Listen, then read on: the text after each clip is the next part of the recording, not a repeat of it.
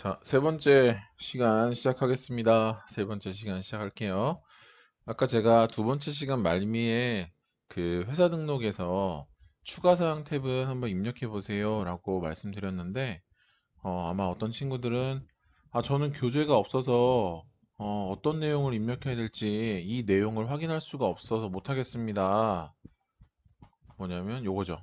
어, 이 내용이 제가 지금 동영상에서 잠깐 보는 거 말고 저는 책이 없어서 못 하겠는데요.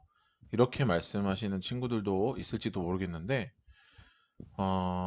만약에 이렇게 입력을 못 한다 하더라도 교재를 사시면 좋고, 그게 없어서 입력을 못 한다 하더라도 꼭 이 내용을 입력해야만 하는 게 아니잖아요. 중요한 거는. 그죠? 그 메뉴에서 이 메뉴에 어떤 내용들을 지금 입력할 수 있게 해놨는지 이 항목들을 한번 확인하시면 되는 거죠.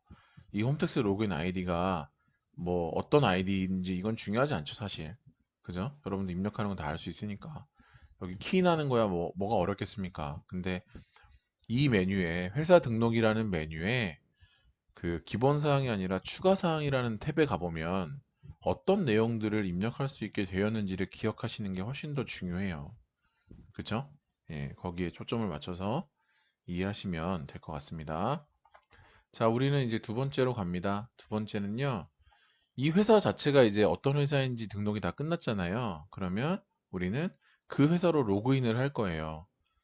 어, 얘를 이제 닫고 다시 우리 KLF 프로그램에 와서 회사 코드 여기 말풍선을 열면요. 이제 우리가 등록해 놓은 회사가 보이죠. 그리고 좀 특이한 거 못 느끼셨어요, 혹시? 이 회사 등록에서 우리가 이런 내용들을 다 입력한 후에 별도의 저장이라는 버튼을 누르지는 않았습니다. 생각해 보면 그냥 바로 껐어요. 껐고 다시 여기에 와서 이렇게 켰는데 우리가 입력한 내용이 이제 여기 보이잖아요. 여기 보인다는 얘기는 다시 말하면 아까 이 메뉴에서 우리가 열심히 했던 내용들이 다 저장이 되었다는 뜻이죠. 그죠? 예, 맞습니다. 이 KLF 프로그램은 별도의 저장 버튼이 없고요. 우리가 어떤 작업을 해서 여기다가 이렇게 입력을 하면 가장 마지막까지 입력된 내용이 자동으로 다 저장이 됩니다. 예, 그런 특징이 있어요. 그러니까 반대로 말하면은 만약에 내가 잘못 입력하거나 지워버리면 이게 뭔지 기억 못 한다면은 힘든 상황이 발생할 수도 있겠죠. 그죠? 자, 어쨌든 왜냐면 지우면 지운 그 상태 그대로 저장이 돼 버리는 거기 때문에 그러니까 매 순간 내가 어떤 행위를 하면 그 행위의 내용이 바로바로 최신 상태로 계속 저장이 돼 버리는 겁니다. 예, 그런 특징이 있다는 거 기억하시고요. 자, 얘를 끄고 이제 우리 가톨릭이라는 회사 만들었으니까 이 회사의 2020년 중에 일어난 회계상 거래를 분개하기 위해서 들어가도록 하겠습니다. 이 회사로 로그인 하도록 하겠습니다. 확인 누르셔도 되고요. 당연히 더블 클릭 하셔도 됩니다. 자, 그러면 우리는 이제 어떤 회사로 들어왔냐면 어, 우리가 부여한 회사 코드는 1000번이고 회사 이름은 주식회사 카톨릭이라는 회사. 그리고 그 회사는 11년째 사업을 하고 있는데 그 중에서도 특히 우리 2020년 1월부터 2020년 12월 31일에 이 사이에 발생한 거래들만 지금 이 상태에서 입력하도록 하겠습니다. 그죠? 그리고 아까 우리가 봤던 회사 등록 메뉴는 이 기초정보 관리에 가보면 우리 기본 세팅이죠. 어떤 회사에 대한 재무제표를 만들기 위해서 프로그램상 필요한 기본 세팅. 이게 기초정보 관리입니다. 기초정보 관리에 가서 회사 등록 메뉴를 켜보면 아까 우리가 로그인하기 전에 봤던 내용이랑 같죠? 예, 여기서도 볼 수 있고요. 그래서 요거 하나 해봤어요. 이제 회사 등록 해봤고요. 이제 거래처 등록을 한번 해볼 건데 무슨 뜻이냐면 우리도 어떤 친구랑 새로 알게 되고 앞으로 이제 이 친구랑 재밌게 잘 지내고 관계를 맺고 하려고 하면 일단 뭐를 하죠? 그 친구의 전화번호부터 내 핸드폰에 저장을 하잖아요. 그렇게 어, 동일하게 기업도 어떤 기업과 거래를 그 물건을 뭐 팔게 되든 혹은 그 사람한테 물건을 사게 되든 그와 상관없이 이제 거래가 이루어질 상대방이 생기면 그 사람들에 대해서 다 거래처 등록을 해줘야 돼요. 그렇죠?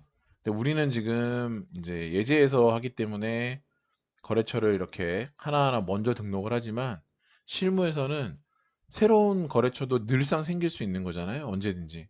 그죠? 예, 그래서 실무에서는 프로그램상 내가 어떤 거래를 입력하면서 바로 그 거래처도 함께 새로운 거래처도 거래와 함께 입력하는 경우가 훨씬 많고요. 이렇게 미리 거래처를 먼저 입력해 놓고 그다음에 이 거래처랑 관련된 거래가 발생했을 때 그 거래를 분기하면서 해당 거래처를 이 등록 메뉴에서 불러오는 경우는 사실 실무에서는 그렇게 많지는 않아요. 예. 실무는 거의 대부분 분개를 해야 될 차변 대변으로 기록해야 될 어떤 거래가 발생하면 그 거래를 입력하면서 동시에 이 거래처를 함께 입력하는 경우가 많습니다. 근데 뭐 그건 엄청 중요한 건 아니고요. 우리는 이제 이런 메뉴가 있어서 거래처들이 여기서 관리된다는 걸 알고 있어야 돼요. 그러면 최소한 그 거래처가 이름이 뭔지, 그 거래처의 사업자 등록번호가 뭔지, 그 거래처의 대표자 이름은 뭔지, 또 그 거래처의 가 하고 있는 일은 뭔지, 업종이 뭔지, 주소는 어디에 존재하고 있는지, 뭐 이런 기본적인 내용들은 알고 있어야 되겠죠. 그죠? 그래서 거래처 등록 메뉴를 잘 보시면 여기 일반 거래처, 금융기관, 신용카드 이렇게 세 가지로 나뉘어져 있고요. 이거는 거래처의 성격이겠죠? 그죠?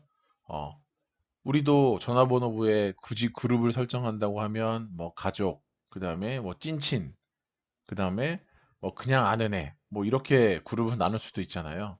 마찬가지입니다. 회사도 일반 거래처, 그 다음에 금융기관은 별도로 구분해서 금융기관, 그 다음에 신용카드 또 여러 장을 쓰고 있으면 그 신용카드 어떤 현대카드 쓰는지, 삼성카드 쓰고 있는지, 뭐 그런 내용들에 그런 것과 관련해서 이렇게 구분을 해서 거래처를 관리합니다. 예, 그룹핑을 이렇게 좀 다르게 하고 있다. 그걸 하나 아셨으면 좋겠고요. 그럼 실제 입력을 한번 해볼까요? 예. 어, 제가 이제 수업 시간에 모든 메뉴를 다 다루기는 좀 어렵잖아요. 그래서 아주 기본이 되고 중요한 것들만 할 건데, 그걸 하고 나면 여러분들이 가능하다면 이 위에 있는 메뉴들 있잖아요. 거래처명 복원이라든가 환경 설정, 삭제된 데이터, 뭐 이런 메뉴들을 한번 다 눌러보세요. 예, 어차피 이거 뭐 좀 틀려도 되는 거고 삭제돼도 다시 하면 되는 거니까 걱정하지 마시고 한 번씩 다 눌러보세요. 어떤 기능들이 있는지 예, 확인해 보면 훨씬 더 실력이 많이 늘 것 같습니다. 자, 그러면 문제 한번 풀어보겠습니다. 거래처 등록하면은 이렇게 되어 있답니다. 그죠? 이렇게 되어 있고요. 아까 제가 말씀드린 대로 세 개로 나눠져 있고 카테고리는 음, 문제는 어디가 있을까요? 아, 이거는 이제 시험 관련해서 전산회계 1급이라는 시험을 보게 되면 그 실무 문제에 일반 거래처를 등록하세요 하면서 이 1번부터 5번까지에 해당되는 내용을 입력하세요라고 하는 경우가 많습니다. 예, 그게 주요 출제 포인트라는 거 여기에서 설명을 해주고 있는 거고요. 만약에 금융기관에 해당되는 거래처를 입력하세요라고 하면 마찬가지로 1번부터 4번에 해당되는 내용을 입력하라고 하는 경우가 많습니다. 그러니까 여기에 해당되는 내용을 줄 거니까 시험 문제에서는 그 내용을 어디 엄한데 12번에 입력하고 하지 말아라. 13번에 입력하지 마라. 그런 뜻이죠. 근데 그 정도를 못하는 사람은 없겠죠. 설마. 예, 그 다음에 신용카드 거래처인 경우에도 요 붉은색으로 표시된 여기에 해당되는 내용을 입력하라고 하는 경우가 많습니다. 자, 문제 한번 풀어볼게요. 거래처 등록 실무 문제입니다. 주식회사 카톨릭이라는 회사는 어떤 거래처들하고 어떤 상대방들하고 회사가 거래를 하냐면 뭐 제일전자라는 회사도 있고 서울전자라는 회사도 있고 또 밑으로 내려가 보면 국민은행하고도 거래를 하고 당연히 그 법인이 카톨릭이라는 회사가 쓰고 있는 그 통장이 있겠죠. 법인 통장이. 그 돈이 왔다 갔다 해야 되니까. 그리고 또 카드도 있겠죠. 예. 국민카드를 쓰고 있네요, 여기는. 왜냐면 법인이 여러 가지 지출을 할 때마다 그 지출을 결제를 뭘로 할 거예요? 여러분들도 대부분 카드 쓰시잖아요. 마찬가지로 법인도 법인 사업과 관련된 어떤 금전적인 지출이 있어야 할 때는 그 결제를 예, 신용카드나 혹은 뭐 체크카드로 하는 경우가 많습니다. 그래서 카드도 그러면 어떤 거래가 딱 발생하면 3만 원 주고 무슨 물건을 하나 사왔는데 이 3만 원을 어떻게 결제했는지에 대한 내용도 예, 분개를 할 때 입력을 해주면 훨씬 더 재무제표를 만들 때 유용한 정보를 산출할 수 있기 때문에 그래서 이런 거래처도 관리를 하는 거죠. 그죠? 그리고 요런 거래처를 이렇게 관리를 해줘야 뭐 예를 들어 오늘 현재 국민카드에 신용카드로 결제했기 때문에 나중에 신용카드 대금으로 결제해줘야 될 금액이 빠져나갈 돈이 얼마야? 뭐 이런 거를 알아보고 싶으면 지금까지 거래 내역들을 다 정리를 할 때 이거는 국민카드로 결제한 내용이다. 이렇게 기록을 잘 해놔야 그래야 그것들만 모으면 국민카드로 이제 결제 대금이 얼마가 빠져나갈지가 예상이 되잖아요. 그죠? 예, 그런 식으로 이래서 거래처 등록은 필요한 겁니다. 저는 대표적으로 한 개씩만 한번 해볼게요. 예, 한 개씩만 해볼게요. 자, 가톨릭의 거래처인데요. 금융기관 신용카드 거래처를 수정하거나 등록하세요 라고 했습니다. 그 다음에 일반 거래처의 경우에는 별도의 언급이 없으면 유형은 동시로 하고요. 그 다음에 사용 여부는 여로 입력하세요 라고 했습니다. 그럼 이게 무슨 소리일까? 바로 메뉴를 볼게요. 우리 거래처 등록 메뉴에 왔고요. 이게 어디 있는 건데요? 프로그램 로그인 하시면 예, 여기 기초정보 관리가 있고요. 예, 기초정보 관리가 있고 여기에 거래처 등록 요 메뉴를 클릭하시면 얘가 나옵니다. 예, 얘는 잠깐 꺼놓을게요. 그 다음에 일반 거래처에서 입력할 때 여기 뭐라 그랬냐면 별도의 언급이 없으면 유형은 동시로 하세요. 유형이라는 게 여기 있네요. 여기를 동시로 하래요. 여기 입력할 때. 그 다음에 사용 여부는 여로 입력하세요 라고 했습니다. 사용 여부는 어디 있는지 잘 모르겠는데 이건 이제 입력하다 보면 나오면 한번 여긴가 봐요. 사용 여부 여로 입력하세요 이렇게 되어 있습니다. 알겠습니다. 한번 따라해 볼게요. 그 다음에 거래 시작일도 2017년 1월 1일입니다. 이렇게 나와 있으니까 거래 시작일도 어딘가에 분명히 있을 겁니다. 어디 있을까? 여기 있네요. 16번에 거래 시작일 이 거래처와 처음으로 거래가 시작된 날짜가 언젠지 또 입력할 수 있나 봐요. 그렇구나. 그러면 이제 우리는 여기서 일반 거래처를 한번 먼저 입력해 보겠습니다. 자, 코드 번호. 이런 표를 보는 방법은요. 이렇게 보시면 될 것 같아요. 어, 이 색깔로 되어 있는 게 두 줄이잖아요. 두 줄. 코드, 업태, 거래처명, 종목 이런 식으로 되어 있잖아요. 그러면 우리 그 밑에 볼 때도 똑같이 색깔 칠해져 있는 두 줄만 보시면 돼요. 여기까지. 그래서 첫 번째 코드는 여기가 코드 101번이란 소리고 업태는 도소매라는 뜻이에요. 그러니까 두 줄 기준으로 했을 때 동일한 위치에 있는 내용이 이렇게 매칭이 돼야 됩니다. 그래서 여기 서울 노원구 상계로 100 이렇게 되어 있는 거는 이 두 줄 중에서 밑에 줄이죠. 여기도 두 줄 중에서 밑에 줄에 사업장 주소. 그러니까 사업장 주소가 서울 노원구 상계로 100이다. 이런 뜻으로 이해하시면 돼요. 이걸 볼 때. 왜냐면 우리는 보통 한 줄로 되어 있고 그 밑에 바로 그거에 해당되는 내용이 나와 있는 표에 익숙해져 있기 때문에 이렇게 두 줄로 되어 있고 그 두 줄에 해당되는 내용이 나와 있는 표는 잘 볼 일이 없거든요. 근데 앞으로 실무에서는 이게 두 줄이 아니라 뭐 막 여섯 줄, 뭐 여덟 줄 막 이렇게 되어 있는 표들도 많이 보시게 될 거예요. 그러면 여덟 줄이라고 하면 여덟 줄에 이렇게 색깔이 다 칠해져 있으면 그 밑에 빈 색깔이 안 칠해져 있는 여덟 줄 거기는 한 줄 한 줄 맞춰가지고 이해를 하셔야 돼요. 이렇게 이 내용을 말하고 있구나, 이 내용을 말하고 있구나. 아시겠죠? 자, 코드가 101번이랍니다. 그럼 여기 코드에 101을 칠게요. 다음에 거래처 명이 주제일전자랍니다. 그러면 거래처명에 주제일전자를 치겠습니다. 그 다음에 구분은 일반이래요. 그러면 구분 여기 어디 있지? 구분 구분을 별도로 입력하는 란은 없습니다만 그 구분이라는 게 이 일반 거래처를 의미하는 거였나 봐요. 그리고 아까 유형은 별도의 언급이 없으면 동시로 하라고 했는데 여기에서 보면 주제일전자와 관련된 유형을 뭘로 해라 라고 별도의 언급이 없습니다. 그러니까 그냥 동시로 하겠습니다. 3번 동시. 그 다음에 사업자 등록번호를 안으로 자동으로 이어지네요. 예, 사업자 등록번호는 여기 보시면 사업자 등록이란 말이 지금 생략되어 있어요. 혹은 주민번호라고 되어 있는데 요겁니다. 214-81-2238. 그래서 214 아이고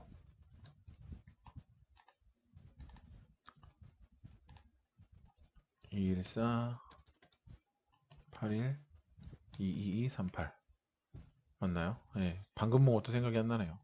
대표자 성명은 정상민. 여기다가 정상민.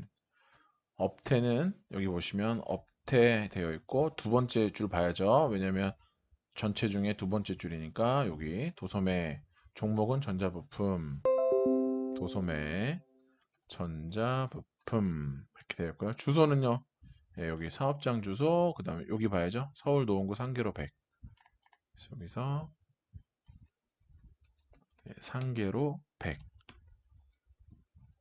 여기 됐네요. 자, 그러면 여기가 제일 시험에도 많이 나오고 가장 기본적인 내용이잖아요. 그다음에 상세 입력은 당연히 해도 되고 안 해도 됩니다. 근데 상세 입력 해놓으면 이 주제일전자라는 회사의 담당자가 누구인지도 쓸 수 있고요. 그다음에 이 주제일전자가 가지고 있는 통장 번호도 쓸 수 있고요. 그러면 이 회사한테 우리가 물건을 구입하고 돈을 입금해 줘야 될 때가 오면 여기 있는 내용을 보고 이 입금 계좌 번호로 입금을 해주면 되겠죠? 예, 그런 식으로 됩니다. 그런데 여기 거래 시작일을 17년 1월 1일로 해달라고 했으니까 여기는 좀 고칠게요. 2011 뭐였죠? 17년 1월 1일이구나. 2017년 1월 1일 고쳐줬고요. 사용 여부에 보면 여기 여로 자동값으로 되어 있습니다. 그죠? 예, 사용 여부에 자동값으로 여. 우리 사용 여부는 여로 입력해 달라라고 했습니다. 됐죠? 그 다음에 담당자 김현호 요 정보가 추가적으로 있는 것 같아요. 예, 추가적으로 있는 거는 입력해 줄까요? 여기 담당자 김현호. 이 담당자는 우리 가톨릭의 담당자란 뜻이 아니고 이 제일전자라는 회사의 담당자를 말하는 거예요. 그죠? 예. 그럼 어디다 입력하면 될까요? 여기 업체 담당자 연락처. 그죠? 13번에 여기다가 입력하시면 돼요. 그래서 여기 보시면 7번에 보면 담당 사원 이렇게 있는데 여기 말고요. 업체 담당자 연락처 여기 조회 등록 눌러보시고 담당자가 김현우 전화번호 없고 이메일 주소만 kim101 네이버닷컴이네요. 네, 이메일 kim101 네이버닷컴 됐나요? 네, 이렇게 입력해 주시고 확인 눌러주시면 김현우란 사람이 이제 주제일전자의 담당자로 등록이 됐습니다. 자, 이렇게까지 해주시면 일반 거래처 입력 잘 해주신 거고요.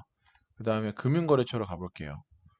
자, 내려갑니다. 금융기관 뭐 특별한 거 있겠어요? 거의 없죠. 여기도 마찬가지로 요것만 잘 맞춰서 입력해 주시면 되겠죠? 국민은행 해보겠습니다. 금융기관으로 가시고 코드 번호는 98000으로 해달라고 했습니다. 거래처는 국민은행, 구분은 금융기관. 구분? 별도로 입력하는 게 아니라 여기 금융기관 탭에다가 입력하라는 뜻이고요. 거래처명은 국민은행이 되겠습니다. 그 다음에 여기 유형은 뭘까요? 유형은 보통 예금이 되겠네요. 사- 어, 네, 이거는 지금 표를 조금 잘못 썼네. 그죠? 음, 왜냐면 여기 안 맞잖아요? 금융기관인데 유형이 되어 있고, 사업자 번호인데 보통 예금이 되어 있고, 카드 구분인데 국민은행이 되어 있고, 그죠? 무슨 말인지 알겠죠? 지금 여기 두 번째 줄은, 아이고, 죄송해요. 두 번째 줄은 이거 위에 거랑 안 맞게 그냥 잘못 써져 있는 거예요. 그래도 우리가 그냥 보고 센스 있게 판단해서 넣겠습니다. 유형이 보통 예금이구나. 유형 보통 예금.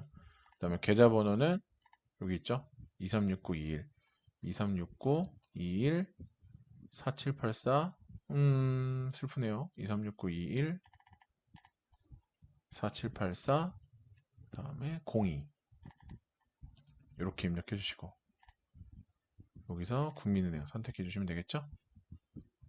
그다음에 지점은 의정부 신곡 지점이니까 여기에 계좌가 개설된 은행은 국민은행인데 지점은 의정부 신곡 지점이다. 이렇게 써주시면 되겠습니다. 어. 그러면 우리 지금 요 코드 번호가 98000 요거 하나가 지금 제가 노란색으로 표시해 놓은 거 하나가 하나에 이 한 줄에 해당되는 내용이에요. 예, 더 입력할 게 없어요. 그 다음에 밑에 요 98001부터는 또 기업은행이라는 거래처에 대해서 입력해야 되는 내용이에요. 별개예요, 별개. 그래서 여기에 98001 기업은행 이렇게 가셔야 됩니다. 이해하셨죠? 자, 그 다음에 카드. 예, 카드는 여기 99600 이렇게 되어 있네요. 카드는 99600 여기 요 내용을 입력해 주시면 되겠습니다. 그러니까 지금 잘 보면 약간 위에 있는 이 설명하고 하단에 들어가 있는 내용하고 매칭이 지금 잘 안 되게 되어 있습니다. 그러니까 여러분들이 위에 거는 잘 되어 있었어요. 요거는 여기서는 요 두 줄에 해당되는 내용하고 요 두 줄에 해당되는 내용이 매칭이 잘 되도록 들어가 있었는데 밑에 건 안 그러니까 조금 센스 있게 한번 찾아서 우리가 잘 입력해야 돼요. 자, 그 다음에 신용카드 99600 국민카드 법인 매입 이렇게 이름을 써달래요. 국민카드 법인 매입. 그 다음에 유형은 어디 있을까요? 매입이니까 매입이겠네. 그죠? 매출이 아니라 매입 선택해 주시고 사업자 등록번호 여기 나와 있네요. 이 사업자 등록번호는 국민카드사라는 국민카드사의 사업자 번호예요. 예. 1098호 59014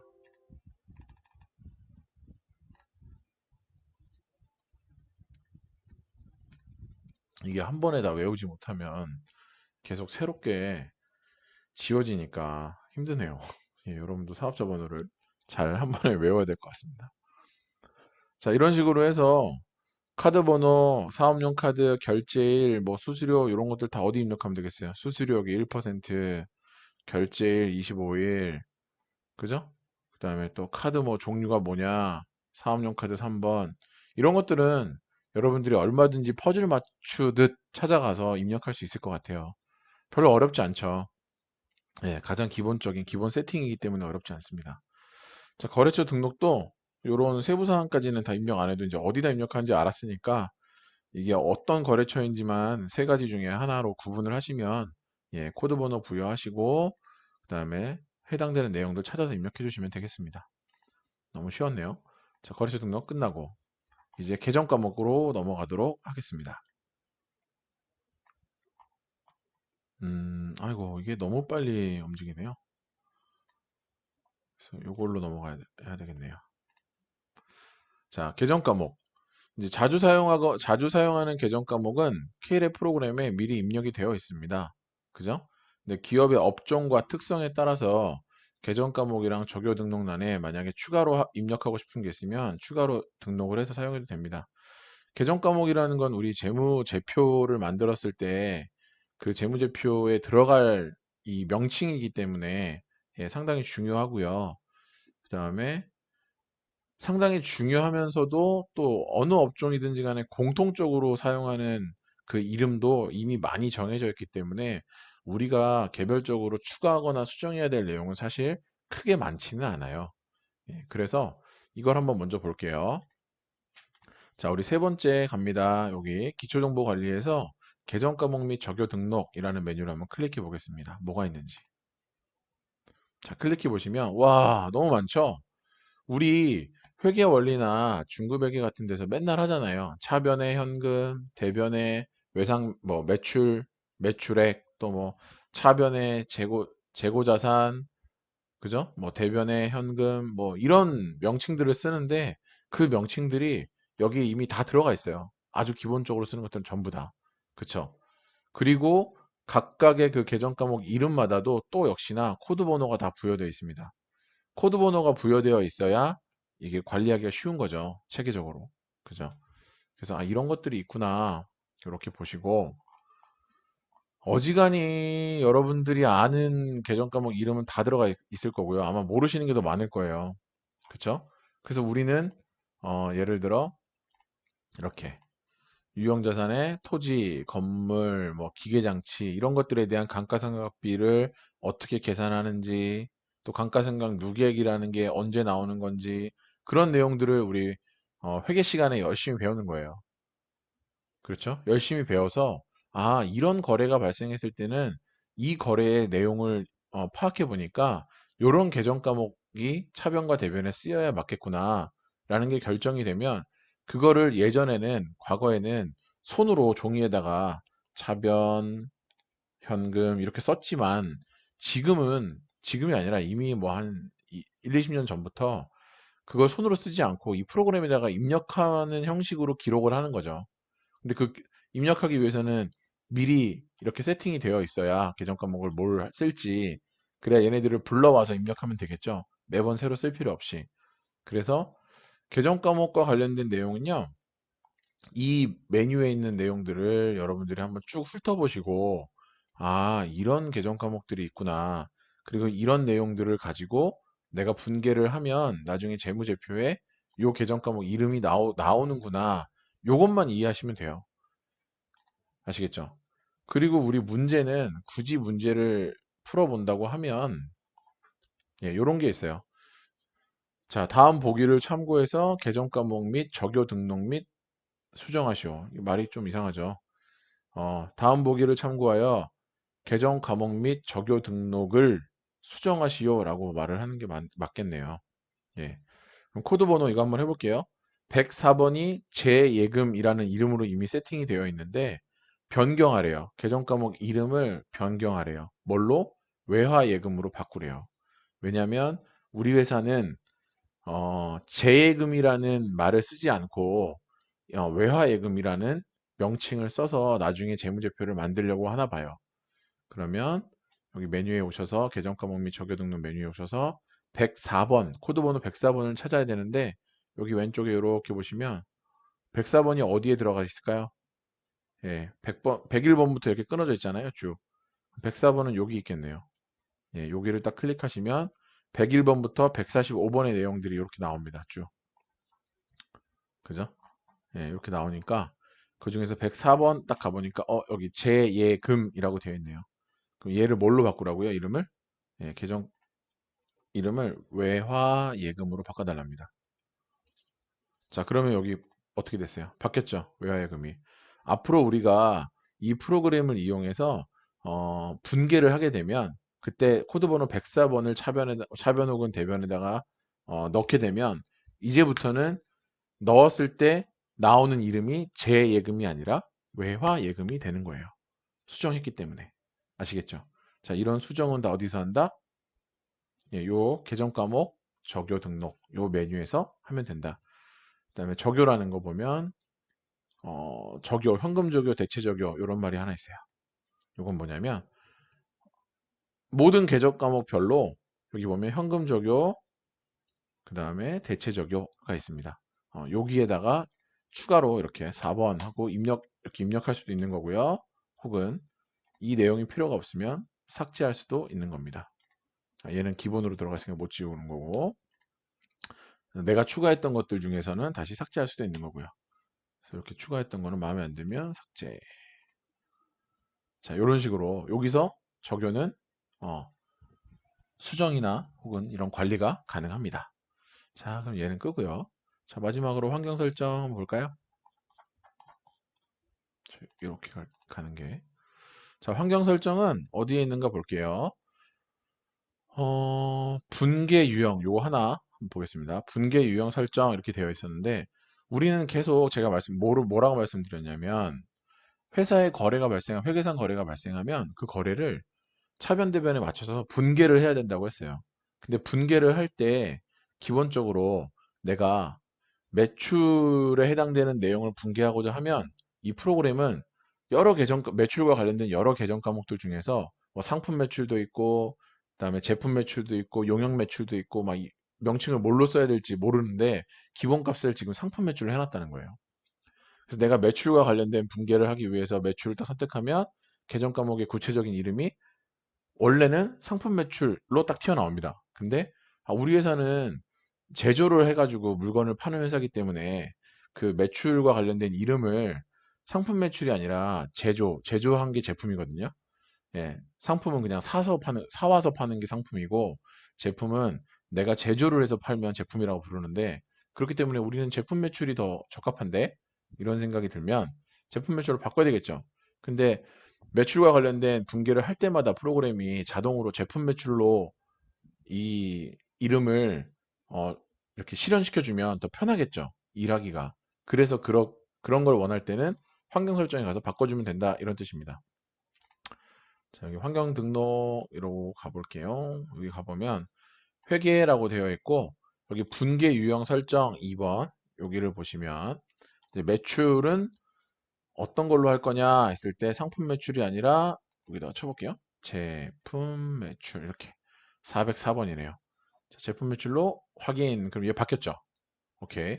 그럼 앞으로는 매출과 관련된 분계를 할 때 내가 이제 뒤에 가서 금방 배우겠지만, 예, 제품과 관련된 분계를 할 때 상품 매출이 아니라 제품 매출이라는 계정 과목으로 튀어나와요. 프로그램이 알아서 이렇게 안내를 해줍니다. 그러니까 훨씬 더 적합하겠죠. 그 다음에 여기도 매입은 상품이 아니라 원재료로 바꿔달라 했으니까, 여기 매입도 상품이 아니라 원재료 이렇게 쳐서 엔터 치면, 예, 앞으로는 이러고 어떻게 돼요? 꺼야 되겠죠? 예, 끄면 저장되는 거예요.